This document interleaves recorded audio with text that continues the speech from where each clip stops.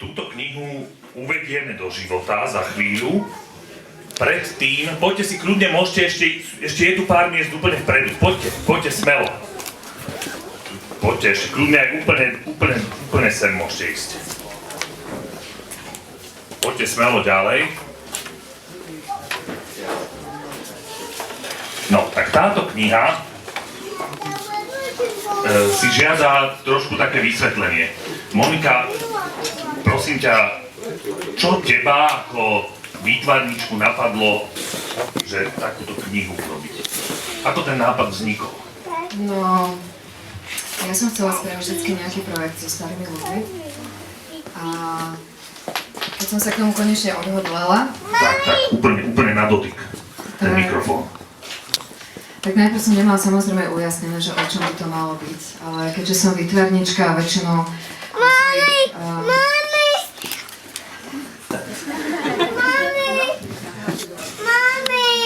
To je Nathan, to je Nathan, to je Ben, tu je Sophie. To ešte? Áno. Ursula. Áno, že je nás tu viac. Môžeš pokračovať, prepáč. Tak som si povedala, že nepôjdem moc ďaleko od tém, ktoré riešim bežne, teda láska, vzťah medzi mužom a ženou, tak som spravila rozhovory so starými ľuďmi o láske. No a ešte, aby som k tomu dodala, že keďže som výtvarnička, tak som chcela, aby to malo aj nejaký vizuálny výstup, tak som si povedala, že budem fotiť obľúbené predmety a domácnosti, alebo proste prostredie, ktoré obklopuje týchto starších ľudí. Predpokladám, že si začala s ľuďmi, ktorých si poznala asi, nejakých z rodiny, alebo tak? Práve, že vôbec nie, ja som tým išla tak obklúkou, lebo som mala pocit, že cudzí ľudia, že budú otvorenejší. A čo neviem, či sa mi nakoniec potvrdilo, ale každopádne som začala najprv v kluboch dôchodcov a domovoch dôchodcov. A tam som nemala taký veľký úspech. Som bola napríklad z domov dôchodcov, boli 3 ľudia, z klubu dôchodcov 1 človek. Tak išlo to tak veľmi pomaly. Keď hovoríš, že si nemala úspech, znamená, že nechceli hovoriť o tom? Boli ostýchaví.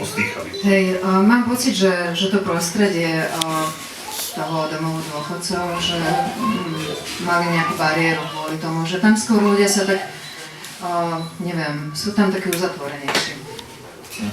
A potom neskôr som si povedala, že táto cesta asi nevedie. A tak som začala zbierať kontakty od svojich spolužiakov z vysokej školy a rodinných známych a neviem koho na ich starých rodičov. Tak som začala oslovať ľudí takto, že dobrý deň, ja som vnúčka vašej spolužiačky. Ja som spolužiačka vašej vnúčky. Vnúčka, alebo možno aj také bolo, prečo? No nebolo. Musím si to, že či to nie je hlúposť, ale mohlo to tak byť. Vnúčka vašej spolužiačky, mohlo to tak byť, nie? Nie. Tak sme sa zasmiali. Čiže takto si ich oslovila, stretla si sa s nimi, teda navštívila si ich prostredí? Nie, nebolo to tak, kde som vlastne, som im povedala, že by som bola veľmi rada, keby som ich mohla navštíviť. Niektorí s tým súhlasili a ma pozvali k sebe domov a niektorí povedali, že s tým majú problém a že či by sa to dalo vyriešiť aj inakšie. Ja som povedala, že samozrejme nie je problém, že sa môžeme stretnúť hoci, kde je to pre nich príjemné a že by som si potom rada odfotila nejaké predmety, ku ktorým majú vzťah. Takže oni mi potom na to interviu priniesli nejaké predmety, ku ktorým majú vzťah. Takže tá kniha je taký mix. Sú tam viacej také dokumentárne fotky, ktoré som spravila z tých návštev, alebo sú tam potom také trošku štilizované zátišia z tých predmetov, ktoré mi doniesli. No a ako dlho to trvalo, to obdobie, keď si robila tie rozhovory? Približne od tohto času, od januára minulého roku do konca augusta, začiatku septembra minulého roku. No a keď si teda sa stretávala s tými ľuďmi? Teda toľko trvalo iba zo zbierania tých rozhovorov. Že naozaj tá práca v teréne, by sa dalo povedať. Terénny výstup. A potom to už išlo vlastne ku grafickému dizajnerovi a už sme to potom riešili tak inakšie. Ja som sa chcel opýtať na to, že keď si teda počúvala týchto ľudí, pýtala si sa ich na to, že či spomenú nás prvú lásku, však a ako to bolo a oni o tom rozprávali potom. No ja som im povedala, že mám na nich také jednoduché 3 otázky, ktoré som im hneď na začiatku povedala. Oni mi buď povedali, že sa na to cítia, mi na ne odpovedať, alebo nie. A tie otázky boli, že kedy ste sa prvýkrát zalúbili, či ste sa predtým poznali a ako dlho vám to vydržalo. No, väčšina povedala, že to je jasné, na to odpoviem, však to nič není. Ale nebolo to také ľahké väčšinou. Ale hej, akože bola to taká ozbrojujúca otázka a potom záviselo na tej atmosfére, ktorá vznikla pri tom rozhovore, že či vlastne to pokračovalo aj ďalej a prezradili mi niečo vlastne o živote neskôr, o nejakých neskôrších láskach alebo manželstvách, alebo či to zostalo vlastne iba pri tých 3 otázkach. Čo si počas tých rozhovorov ty porozumela o láske, čo si predtým nevedela? Neviem.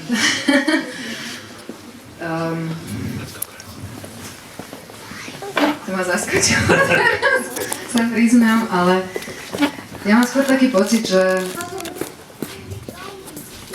to bolo také zjednocujúce pre všetkých ľudí a vlastne, že som sa nejakým spôsobom vo všetkom našla, že tá téma je taká široká, že sa človek zmestí vlastne ako keby do spomienok iných ľudí nejakým spôsobom. Čiže keď to človek, môj pocit iba z čítania bol ten, že čítam si príbehy ľudí spred, ja neviem, 50 rokov. Rozdiel bol presne v tej dobe, že tam... Ale napriek tomu sú také, ako že vedel by som si sám seba v tom predstaviť, to som chcel povedať, hoď tá doba bola samozrejme iná. Hej, ako tie rozdiely, ktoré tam boli, mám pocit, že boli buď tie materiálne, alebo možno, že v tom vzdelaní, ktoré tí ľudia vlastne, ktorým prešli. A to myslím iba v tom zmysle, že niektorí ľudia proste boli zvyknutejší sami o sebe hovoriť a niektorí mám pocit, že možno nikdy v živote sa nad tým predtým nezamysleli, alebo to nemuseli formulovať v slovách. Takže keď som sa ich na to opýtala, tak museli ako keby prvýkrát sa nad tým zamyslieť a povedať to nahlas. Že bolo tam zo pár takých. Niektorí z tých respondentov boli z Kanady, a teda ostatní boli zo Slovenska. Áno, ja som... Bol v tom medzi tým rozdiel nejaký úplne, že zásadný? Akože v tom podstatnom nie. A ten rozdiel bol v tom, že Benov ujo, lebo však robila som rozhovor s Benovou rodinou, keď sme išli navštíviť ich cez leto. Tak bol tam Benov ujo 70-ročný, jeho teta 96-ročná, tak ujo keď sa zamyslel, tak vraví, že kedy ja som sa prvýkrát zalúbil na golfovom ihrisku. Áno, to je dobré o tom golfovom, no. A tak mňa to rozosmialo, lebo zo Slovenska nebol takýto prípad. Nikto zo Slovenska. Nie. Ale v podstate tie príbehy boli rovnaké. A Benová teta, tá zase bola počas druhej svetovej vojny, bola tam v takom ostrove, kde prichádzali lode z oceánu počas druhej svetovej vojny, že ona bola v takom nejakom, ako sa to povie? Ja si pamätám, že ten ostrov je cestou spojený s Pevnínou, ona hovorí. Hej. Teraz mi totiž vypadlo úplne slovo, ktoré som chcela použiť, ale dúfam, že ste to dekodovali. Nie, že to bolo nejaké prijímacie stredisko alebo niečo také? Hej, bolo to také, kde prichádzali tie lode zo zámoria z tej vojny, že americké lode, ktoré prichádzali vlastne zo zámoria, tak tam mali prístav taký centrálny.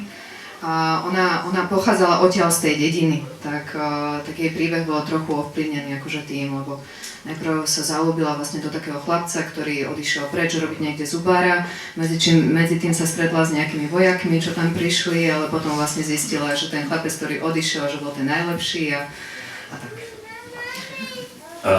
Mnohé z tých príbehov, keď tí ľudia spomínajú, neviem, či dokonca nie väčšina, ty to asi budeš vedieť, končia tým, že áno, tá prvá láska bola, alebo to obdobie, keď sme boli mladí, ale potom z rôznych dôvodov to všetko skončilo. Čo sa tam objaví, že ten druhý zomrel, alebo druhá, že umrel, alebo jednoducho sa tie vzťahy proste prerušili. U niekoľkých to vydržalo, alebo teda aspoň spomínajú to zamilovanie, po ktorom nasledoval celý život. To je také zaujímavé, nie? Ja si myslím, že je to vždycky vzácne, keď sa niekto zalúbi prvýkrát a potom si zostane do konca života. Pre mňa to je taký zázrak malý, lebo život je zložitý. Ale párkrát sa to tam vyskytne. Tak vznikal teda ten terénny zber dát, ako by sa tak sterilne vedecky povedalo, teda tie rozhovory. Potom si ich prepisovala, fotila si a dávala si dokopy túto knihu. Nie, to vznikalo simultáne. Ja som, počas tých rozhovorov som aj fotila. A ja nie som žiadny dokumentarista, nič, takže ja som spočiatku mala dosť veľké zábrany odfotiť si, čo sa mi páčilo. Tak tie prvé fotky boli také rozpačité, lebo som sa veľa pýtala, že môžem si to odfotiť. Potom, akože keď sa veľa človek pýta, tak sa veľa dozvie, tak mi povedali, a toto radšej nie. A tak akože už mi to potom selektovali, že čo by tam radšej videli a tak. A neskôr som sa naučila, že možno, že je najlepšie proste prísť a odfotiť si, čo sa mi páči a potom to skonzultovať, že či je to v poriadku, teda ukázať to v tom digitálnom foťaku, to ukázať a väčšinou sa nestalo, že vlastne by tam bola niečo, s čím by nesúhlasili. Ten horší zrak už býva v tom veku a tak. Že... Možno aj toto, možno faktor, ale povedzme. No a keď to už teda bolo, tak potom z toho vznikla táto knižka, ktorá je veľmi pekná. Je to naozaj artefakt, tá kniha. Je za veľkej pomoci tá peknosť. Za ňu vďačím Marcelovi Benčíkovi, ktorý ja som veľmi dúfala, že dneska príde, ale nevidím ho. Nie je tu náhodou Marcel Benčík? Buď tu nie je, alebo je niekde tam popíja. Ja vidím jeho priateľku, tak diaľke a točí hlavou, že nie je tu. Takže príde neskôr, no. Ale on to teda... Marcel Benčík je veľmi šikovný grafický dizajner. Ja som veľmi rada, že som ho oslovila na začiatku a on má veľký cit pre knihy. A ten vizuál vlastne vďačím za ten vizuál jemu. Aj za tú obálku, za to pekné zalomenie, za výber všetkého, čo súvisí s tou knižkou, aby vyzerala tak, ako vyzerá. Tak je mi ľúto, že tu nie je, ale dneska má povinnosti, lebo sedí v zasadacej komisii na primáčkach na vysokej škole, tak mi písal dvakrát, že sa bude snažiť uvoľniť a prísť na čas, ale asi mu povinnosti nie sú. Jasné. Tak teraz by sme mohli prikročiť k tomu krstu, nie? Mohli, tak ja by som zavolala tuto medzi nás moju kamarátku Katku Poliačikovú. Ja vyťahnem takýto predmet. Toto je čajník mojej dcery, s ktorým sa hrá v kuchynke. Ja som si povedala, že ja nerada ničím knihy. Nechcela som to ničím ani polievať, ani sypať na to, ani tak. Tak tento čajník vydáva zvuky. Takýto. Tak my to teraz pokrstíme tým čajníkom. Áno. Ja by som chcela povedať, že teda je pre mňa veľká česť byť zhostiť sa tejto úlohy, lebo som bola pri vzniku tej knihy. Vlastne od začiatku som to sledovala, ako sa s tým Monika pasovala, akým procesom to prešlo a bolo to veľmi zaujímavé a myslím si, že je veľmi dôležité, že tá kniha vznikla práve teraz, v tejto dobe. A tak, takže... Mňa teraz niečo napadlo ako Katarína, najdôležitejšia message vzniku tejto knihy bolo, to musím povedať. Totiž ja som tú knihu spravila preto, lebo mám pocit, že v našej spoločnosti sa venuje málo pozornosti starším občanom. A toto je najdôležitejšia message tej knihy, lebo mám pocit, že sme málo zvedaví a si ich nevážime, tak ako by sme si ich mali pre ich múdrosť a tak. Jasne, tak som to myslela. Teraz ale myslím... Dáme slovo čajníku. Juraj, nechceš to držať? Nie, to ty. Počkaj, teraz obytujem. Ešte raz to musíš. Ešte raz.